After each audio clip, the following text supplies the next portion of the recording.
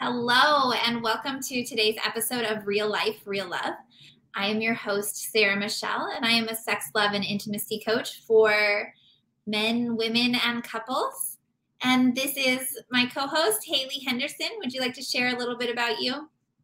I am a stylist. My name is Haley, and I live in Australia. I'm from New Zealand. I typically help women step into their femininity a lot without trying. It's become a thing that I do. A lot of what we typically are not taught is that within 1/10 of a second, somebody would judge our outfit, our style. We know that, but don't know really how deep that goes or what that entails. But this is why we want to wear nice things on dates. This is why when we're at home and we dress crappy, we feel crappy. Like, there are so many important factors that go into our style and how influential it is on ourselves and on other people. And this is why we care about what celebrities are wearing. This is why we care about the latest fashion trends. It's a little bit manipulated, but it's also a hot topic and important because we want to portray our best selves. And this is the point of our conversations with this. And a lot of what I teach women in styling and just in everyday general questions that I get is how to be more of myself. How to accomplish the things that I want in life? How do I feel the way I want to feel when I wear clothes? How do I understand to buy clothes and kind of look like the model even though I'm not going to? Like, what do I do there? How do I look like me? What does me look like? Yeah, well, today we're going to be touching on that, how to be more of yourself. So Yeah. in 2022, attachment styles is a super hot topic. I think it used to be something that was like you needed to go to a therapist for. They have this big, long, extensive test, quiz, whatever you want to call it, that like lets you know what your attachment style is. And then, I don't know, a few years ago, I'm trying to think of what the book is called. Attached? Is it just, I know there's a parenting one that's called Attached at Heart, or is that the adult one? I first learned about attachment styles when I was picking out what sort of parenting style I wanted to do for my children.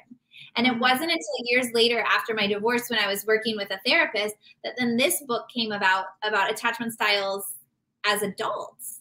And it made a lot of sense to me because of the foundation I already had around understanding what I wanted to do for my children to create a secure attachment. So anyway, this book that I can't remember right now and is not in front of me, I was looking to see if it was on my stack. It breaks them down into 3 basic attachment styles so that it's not so difficult to consume and understand and stuff. And it breaks down into anxious attachment style, secure, and avoidant attachment style.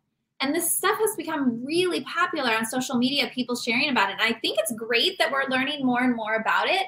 The trend that I was talking to Haley about earlier that I was like, I think we need to touch on this, is that secure attachment is somehow the golden attachment. And if you don't present as a secure attachment style, basically there's something wrong with you that needs to be fixed and moved to a secure attachment style. And I don't necessarily agree with it. I think there is a certain level of personal development that could go into it, that you might want to be moving more towards a secure attachment style in some ways.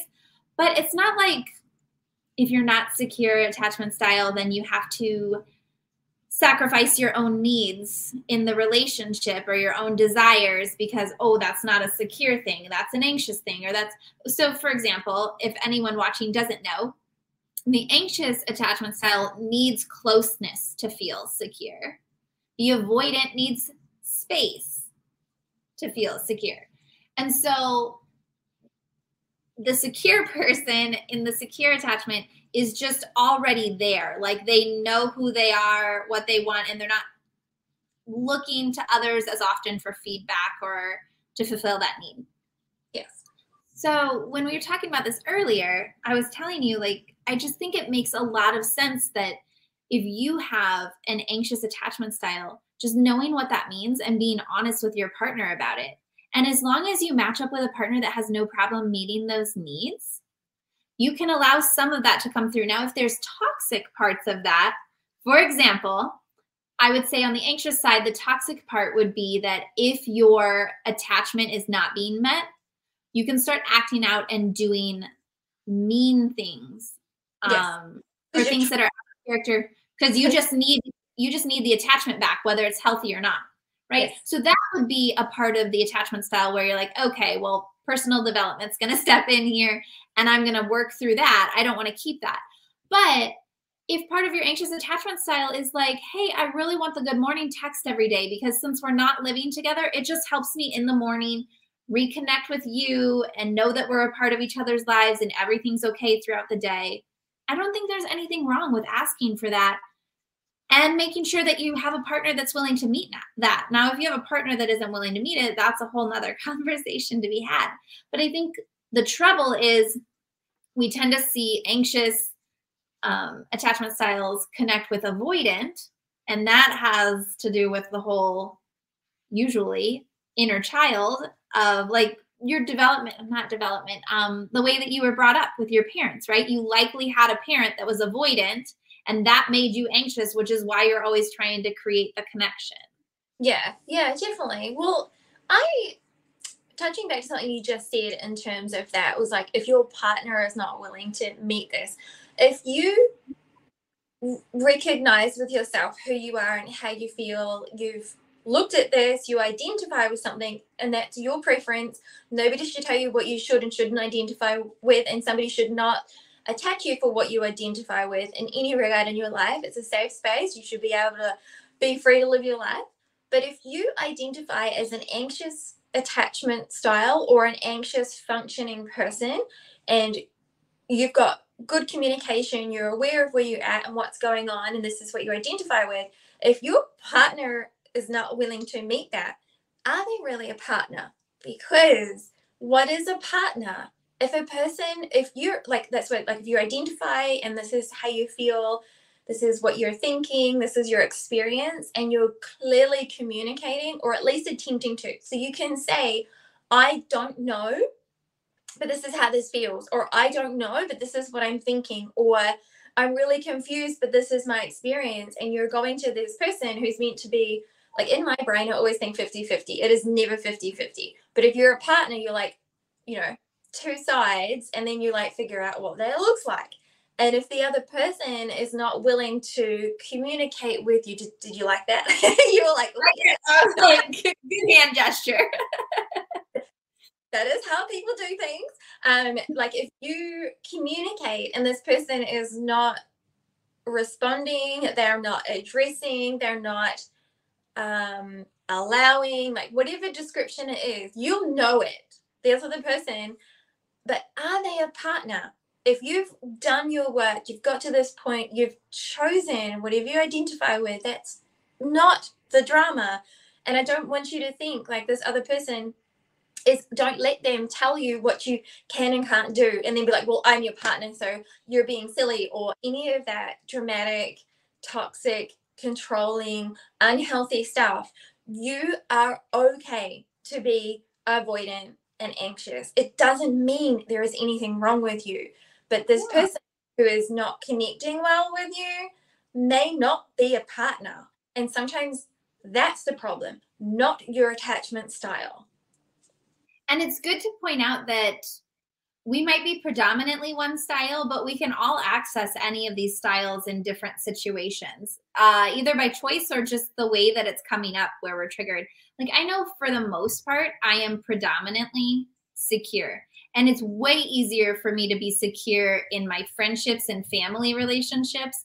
But in a romantic partnership, when I'm triggered, I have a tendency to go back to that anxious attachment style.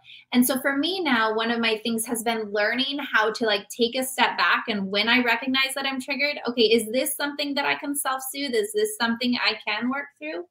Or do I just need that kind of connection? What do I need here? And then asking for it. And asking for it has been a hard process because it sounds simple, right? Like, okay, well, what I need is to have the phone call. And you're thinking it should be as simple as picking up the phone and calling. But when you have that fear of abandonment or fear of rejection or these other things that are deeper, maybe not even running through your conscious mind at the time, but they are the programming running you, you can sit there and stew and not feel comfortable enough reaching out and asking. But I know, like with my boyfriend, I ask often. He's probably like, why do you ask me this all the time? But I will just be like, are you mad at me? Because he'll send a text. It's usually through text. Or like he'll make a certain face or something like that. And I notice that it instantly makes me go, oh, what did I do wrong? And it's like, you know what, Sarah? It's not always your fault. You're not always doing something wrong. It's not always your responsibility to fix it. And I have noticed there's only one time I can think of where he was like, yeah, I did get mad. We talked about it. But usually he's like, no, why? What happened? What made you think that? And a lot of time it is simply he's still processing things from work or something, like something's on his mind and I'm just picking up that energy. And so I've been learning over time how to not take that on. And also, when he says those things, like, let's say that I'm like, are you mad? And he's like, no, I just had a long day at work. I might ask him. I know him well enough now that I typically don't, but I might ask him, oh, what's going on? But usually I'm just like, okay. Because he knows now at this point that if he wants to talk about it, he can. But in general, he doesn't want to. And I think that's something that I were talking about earlier today, that like the masculine likes to do to process their feelings and to think it through and whatever. They like to process on their own. And that's okay with me. I used to be, and I will say that this is something I definitely did wrong in my marriage, is when my husband was upset, I was basically forcing him to share his feelings. And I would just like beg him to talk to me, and I would try to pull him in a conversation all the time. And that's just not the way that the masculine processes. And it's not fair for us to expect them to process our way any more than it would be for them to expect us. Can you imagine if a guy said to you, like, I don't want to hear about this. Can't you just figure it out on your own? Like, I'd be like, fuck you. Like, I don't want to process it their way either. So why should they have to process our way? Do you know there's a trick? So if you want to understand what is going on for him, like if you are anxious or avoidant, or you want to be involved, or you feel like you could help, women communicate face to face, and you just mentioned it, and men do things by doing, and men do things side by side. So if you ever want to have a good conversation with a man, and it's your man, you're in an agreement where you share intimate things. So don't do this to somebody who's not prepared to share. It's not nice. Do something with them side by side. Go for a walk, start talking. He'll probably start spitting it out and have no idea what he's doing. It's a side by side. When you want to sit and talk, sit side by side with him. Don't feel like you got to sit face to face. Go to a cafe, go out to dinner, sit side by side with him and just do your thing and start having a conversation. You'll be so surprised how that side by side and that doing will just help the situation. So my day job, so I don't do full-time my styling. It is something that is just a part of what I do. My day job is literally doing human things with people. I have a team of people underneath me, and I am in an interesting trade industry that is not my qualified profession, but I know how to get the best out of people because I learn how people communicate and how to help that person communicate with me. And it's predominantly men that I work with, and I know that sitting face to face is not what they want. Let's go for a walk. Take me for a walk out to the warehouse. Show me how to do things. They'll divulge information that they didn't know they were withholding because they communicate very different. And then I can take that, create system structures and put things in place for the business to be profitable, efficient, make money. That person's happy. They didn't know what they told me. It wasn't like intellectual property. It was just something that they didn't know how to communicate. So when you're like in these anxious, avoidant, secure, whichever way this situation is going, and or something troublesome comes up and it's within your partnership, you could approach the side-by-side doing. You could just take a walk, like sit next to them, like don't sit opposite of the table, don't sit like, this is why I think people do movies together on dates with men, and why men are okay with that, because they're side by side. You're having an experience together, but you're side by side. And often people will reflect in relationships on good times where they went to the movies or they sat on the sofa watching TV. That's because a man is comfortable side by side and you're experiencing these emotions in front of you. So just being mindful of doing this with somebody, like, you know, have so much respect for that person that you're not trying to like extract from them.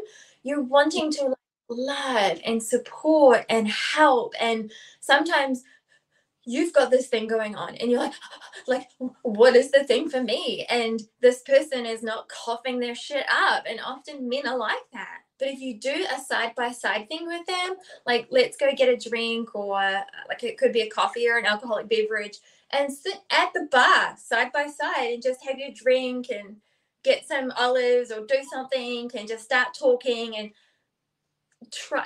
It's hard as women because we want to be like, oh, okay, face to face with them. Sit side by side and remember, even if you need to like write it on your hand, S and S or something, to just keep focusing, girl. You could do this side by side, and you're supporting your man in a way that feeds your soul so you can feel better and more structural. Because remember, in our so many things we talk about that feeling sensation and what that's like, and how that's our ultimate goal, to be present and to feel.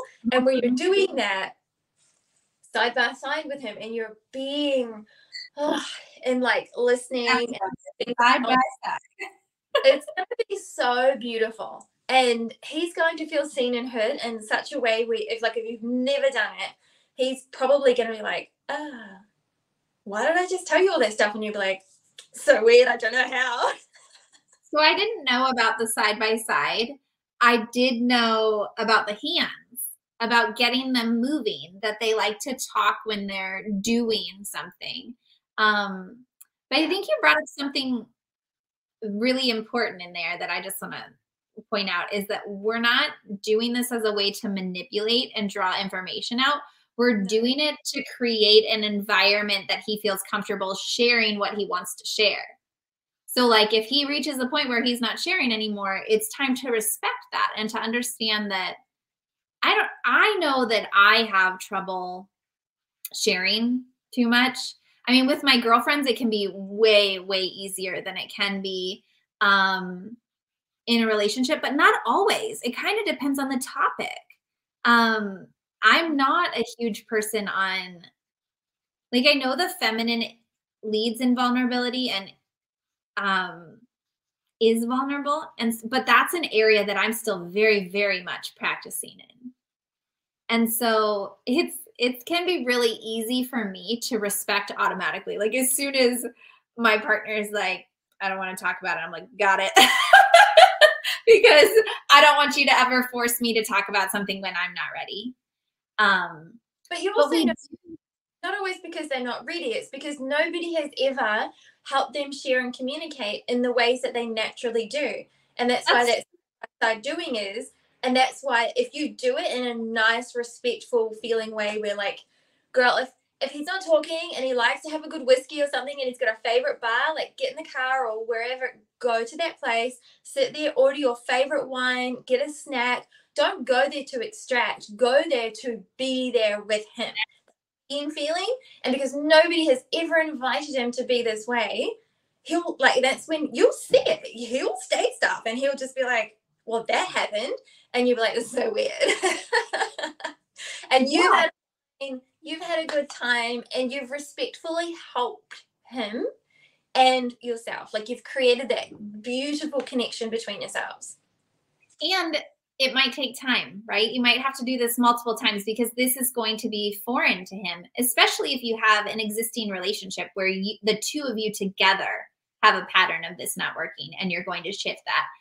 But also if it's just the way that his experience has been up until you, it'll take a little bit for him to like get used to it. Just the same as like, I think for us women, you know, we're so used to not having our car doors opened or some of these like simple things that should be chivalry or standard masculine stuff. And when we get to a point of our personal development and our own energy where we start to draw in those masculine men that do it, like it can be hard to receive some of that stuff, even though we've been asking for it the whole time and we love it. It's so foreign to us. And I think that's a very similar situation to men being able to communicate.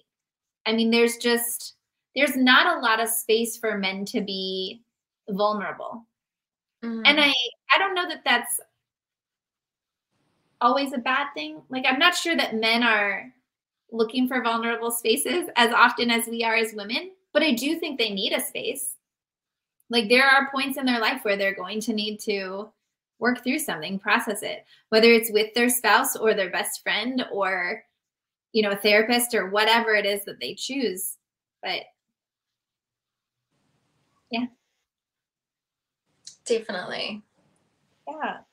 Well, I'm glad we are talking about this today and just the different attachment styles, because I know, like, I think I alluded to this at the beginning. When I first started learning about them for myself and not for raising children, I felt very wrong because I was way more in the anxious side at that point, and I felt like I needed to be fixed. And what that translated to for me was I can't share my needs because my needs are anxious and I should be secure. So I need to figure this out on my own. And it was like a huge burden, and it created way more like distance between me and my partner, because at least when I was anxious, I was having my needs met. You know, maybe not always in the most healthy ways. Mm-hmm. Although I can't say that I've ever been too toxic of a, like, I'm not a person that's gonna like start a fight and throw a fit and that sort of stuff. But yeah, it's been quite the journey for me, and it feels really good to now be at a space where I'm practicing speaking up for my needs when they aren't being met, or when something's, I don't know if I want to say my needs aren't being met, but you know, like the example that I gave earlier, like if he says something to me and I feel like, oh my God, I just made him angry, or now he's mad at me or something like that, like I'm not going to sit and stew over that anymore. Me 2 years ago would have absolutely let that ruin days. And, you know, now I know enough to just ask or to wait it out. Sometimes I just sleep on it and I decide, like, do I even still care about this in the morning? Because sometimes it's my mood. Yes. You know, Yeah. we're really, oh, sorry, go ahead. I was going to say, it's not your attachment. The other thing we haven't mentioned yet is you don't have to be an attachment style for life, which you've mentioned before, that you have healed. I don't know if you mentioned healed, but you have created that security within yourself. And a lot of people don't talk about how you can transition. You're not necessarily going to swing from anxious to avoidant, but you will, if you work on yourself and you commit to, especially as a woman, how do I want to feel and what provides that, and like what support can I have? You will work your way into a secure attachment style, or at least one with lingering things of attachment, or some like avoidant stuff. You just disappear off the map for a couple of days, but you're secure in yourself. So when you come back, you're not like all guns blazing, attacking other people. You just like, yeah, just needed some solitude, and you're okay with that. And that healing phase of stepping into a more secure attachment with yourself, because as adults, that's what we're doing.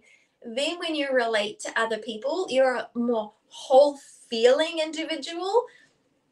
Girl, that man is going to eat you up, like literally, because that is so delicious to somebody that doesn't have to like do a lot.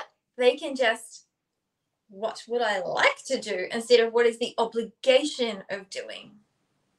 And that's something on the avoidant side that I've learned, because I can swing that way too, depending on what's happening.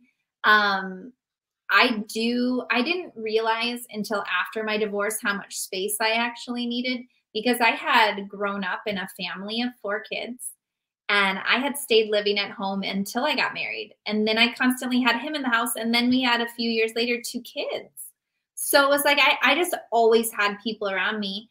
And after the divorce, when I got the opportunity to be with myself, I realized how much space it really takes for me to balance myself out and to feel good and to process things, because I now had space to process things. I didn't have someone hounding me like, I need to know how you're feeling or what's going on and we need to fix this or anything like that. But what I have learned to do is to speak it out. I need space right now. Or I'm not typically a person that's like, I need space for 3 days or something. But if I was, I would vocalize that to my partner and I would say, hey, I need some space. I will text you on Tuesday or whatever it is, like something. I would communicate when that reconnecting is going to happen so that other person feels secure and fine to go on with whatever they're doing. Because if you just ghost, that breaks down the trust. That breaks down the trust in the relationship, in which without trust, you have a really hard time communicating. You have a really hard time opening up and really truly having like a deeper love and respect for each other and stuff. So it's really important to communicate those things. I do feel like though, and I'm not sure if there's any like scientific reason behind this or anything, but I do feel like as I talk to people, women have a higher tendency of being anxious and men have a higher tendency of being avoidant. I'm not sure if that, in my mind, I can make connections between masculine and feminine energy and why that would make sense to me, but I'm not sure if anybody's actually studied that or shown any real statistics on that. That'd be fascinating to know. I'm assuming you don't know. Yeah. I was thinking about that the other day. I just wondered, I don't know if I could just be, as a coach, we tend to draw in people who are living similar experiences to what we've already worked through. So my data could be, my personal experience, could be totally skewed by the fact that I told you I had a higher tendency towards an anxious attachment style. So it would make sense that I'm drawing in people that I can help through that. But anyway, I just thought that was fascinating. Well, thank you for talking about this today and talking about attachment styles. Hopefully everybody who's watched and listened today is feeling a little more grace towards themselves for wherever they're at on the spectrum, and just learning day by day a little bit about how they can experience their attachment style without it being a burden. Yeah. With just being what it is and it being okay. And it's also okay to go ahead and shift it if there's parts of it that you don't like or parts that feel more toxic or something that aren't working for you. You can shift it. It's not, yeah. I'm glad we spoke about that too, because sometimes I feel like when I see those videos and people talk about having like an anxious attachment style or something, they talk about it as like who they are, the same way they teach you when you go through like AA to say, I am an alcoholic and blah, blah, blah. And I'm like, stop affirming that over and over. Like it's okay to have the acknowledgement of this is where I'm at and where I want to go from here, but it doesn't need to be who you are. Mm-hmm. It's just an experience you're having. So anyway, thank you so much for joining us today. Be sure to like and subscribe to our station. And I did that again, be sure to like and subscribe to our channel. And if you have any questions or anything you'd like to see in future episodes, please feel free to leave a comment below and we'll get back to you soon. Thank you. Bye.